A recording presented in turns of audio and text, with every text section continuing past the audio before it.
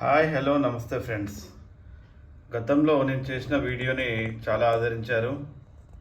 అయితే ఇక్కడ నేను ఈ వీడియో చేయడానికి ముఖ్య కారణం ఏంటంటే, చాలామంది కామెంట్ చేశారు గ్రూప్ 3కి సంబంధించి మనకి షెడ్యూల్ అయితే రావడం జరిగింది సర్టిఫికేట్ వెరిఫికేషన్కి. సో అట్లాగే వెబ్ ఆప్షన్స్ కూడా పెట్టుకోవాల్సిన అవసరం వస్తుంది కాబట్టి మనకి ఎలా పెడితే బాగుంటుంది వెబ్ ఆప్షన్స్ అనేది ఒక వీడియో చేయమని చాలామంది అడగడం జరిగింది. సో అందులో భాగంగానే ఈ వీడియో చేయడం జరుగుతుంది. అయితే ఫ్రెండ్స్, ఇక్కడ మన వీడియోస్ చూస్తూ ఆదరిస్తున్న వాళ్ళందరికీ నేను నా పెద్ద థ్యాంక్స్ చెప్తున్నాను. అండ్ ఇంకొకటి విషయం ఏంటంటే, మనకి గ్రూప్ 1, గ్రూప్ 2, గ్రూప్ 3 కాకుండా మిగతా అనేక రకాల జాబ్స్కి సంబంధించిన ఇన్ఫర్మేషన్ అయితే దీంట్లో ఇవ్వడం జరుగుతుంది మన యూట్యూబ్ ఛానల్లో. కాబట్టి మీరందరూ యూట్యూబ్ ఛానల్ని ఫాలో అవ్వాలి, సబ్స్క్రైబ్ కూడా చేసుకోవాలని ప్రార్థన. అయితే ఇక్కడ ఫ్రెండ్స్, మనము విషయంలోకి వెళ్తే కనుక మనకి అనేక రకాల డిపార్ట్మెంట్స్లో మనకి జూనియర్ అసిస్టెంటు, సీనియర్ అసిస్టెంటు, తర్వాత ఆడిటర్లు, ఇట్లాంటి పోస్టులు చాలా ఉన్నాయి మనకి. సో అయితే ఏదైతే బాగుంటుంది, ఏ పోస్ట్ అయితే బాగుంటుంది అండ్ ఏ డిపార్ట్మెంట్లో అయితే బాగుంటుంది అని చెప్పేసి చెప్పడానికి నేను ఈ వీడియో చేస్తున్నాను. అయితే చూడండి ఫ్రెండ్స్, మనకి కెరియర్ పరంగా చూసుకుంటే revenue department number 1. So revenue డిపార్ట్మెంట్లో మనకి డిఫరెంట్ మళ్ళీ సబ్ డిపార్ట్మెంట్స్ ఉన్నాయి. సో ఒకటి మనకి survey, settlement, land records, land administration, registration and stamps, state taxes, excise, endowment department. అయితే ఇక్కడ చూడండి, ఇవన్నీ కూడా రెవెన్యూకి సంబంధించిన డిపార్ట్మెంట్సే. అయితే దీంట్లో మనకి ఏంటంటే survey, settlement and land records ఏదైతే ఉందో అది ఏంటంటే, మీకు ఐడియా ఉందో లేదో కానీ ఎంఆర్ఓ ఆఫీసుల్లో మనకి సర్వే చేయడానికి సర్వేయర్లు, సెటిల్మెంట్స్, ల్యాండ్ రికార్డ్స్ మెయింటైన్ చేయడానికి జూనియర్ అసిస్టెంట్లు ఉంటారు.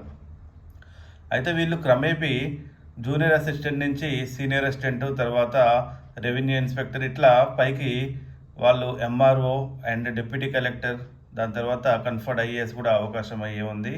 ఎందుకంటే నేను చెప్పేది, చిన్న వయసులో కానీ ఈ జాబ్ జాయిన్ అయితే కనుక మీకు గ్రూప్ 2లో కొన్ని పోస్టుల కంటే కూడా మంచి పోస్టు.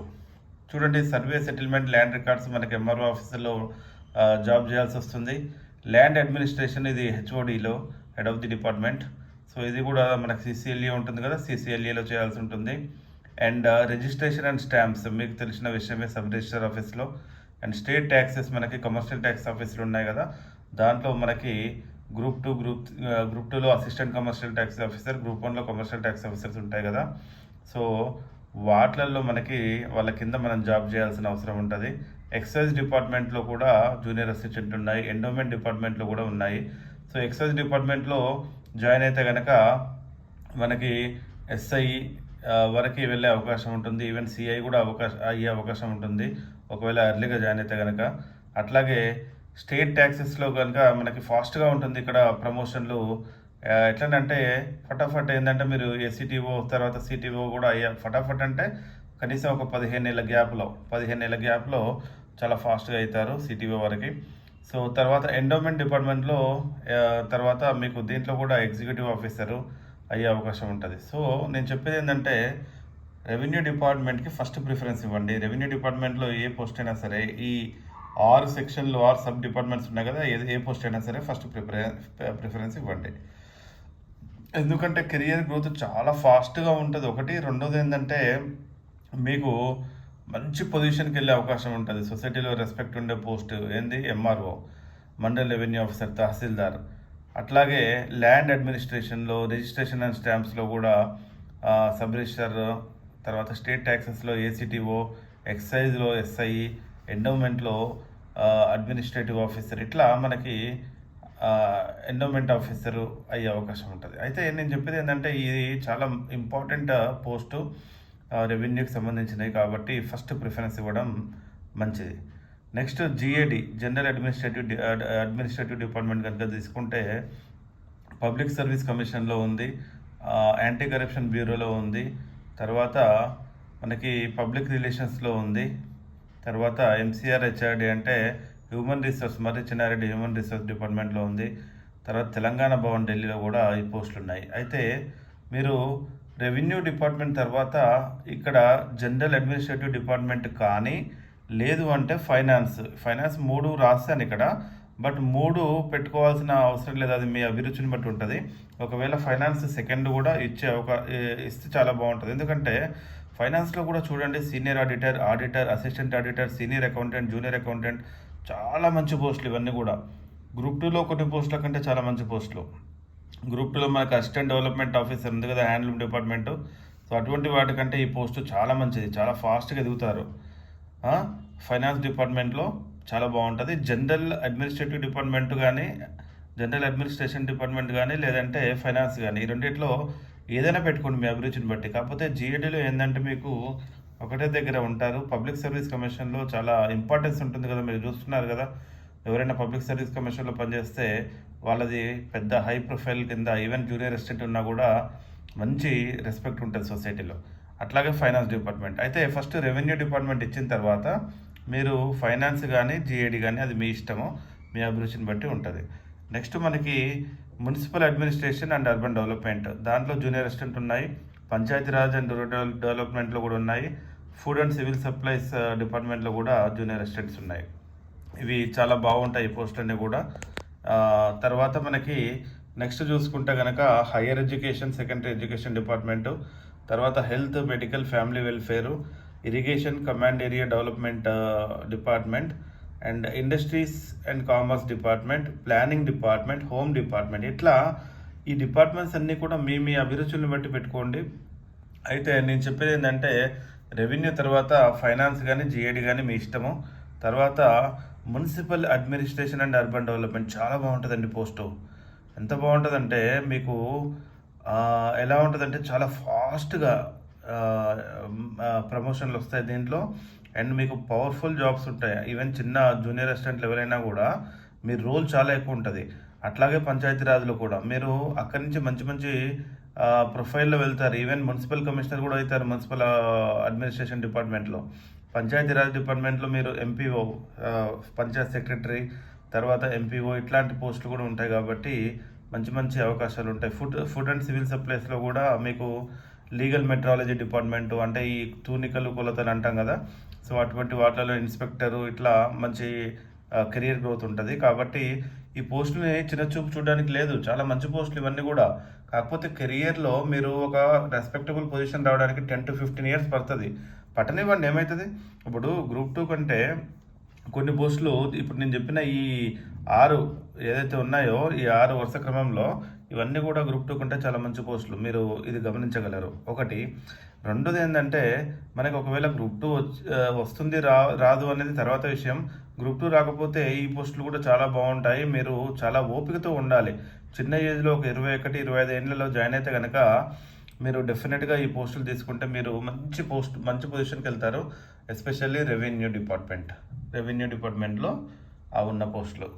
తర్వాత హైయర్ ఎడ్యుకేషన్, సెకండరీ ఎడ్యుకేషన్ డిపార్ట్మెంట్లో కూడా మంచి గ్రోత్ ఉంటుంది.